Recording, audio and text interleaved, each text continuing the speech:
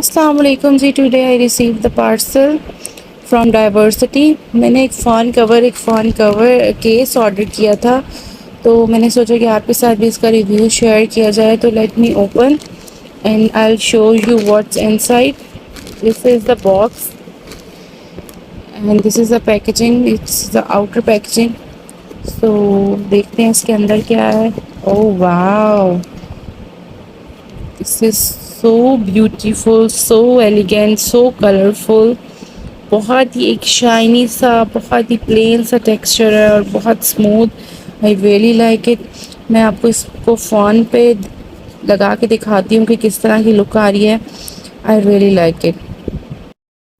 तो ये है जी इसकी फ़ाइनल लुक। बहुत ही खूबसूरत, बहुत ही हसीन और एलिगेंट लग रहा है।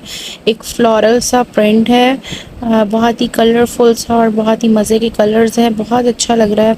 I really like it. So मेरी तरफ से टोटली रिकमेंडेड है। आप ज़रूर बाय कीजिएगा और मुझे बताइएगा कि आपका कैसा एक्सपीरियंस रहा। So yes, this is totally recommended from my side. मेरी तरफ से ये टोटली रिकमेंडेड है। I like it very much.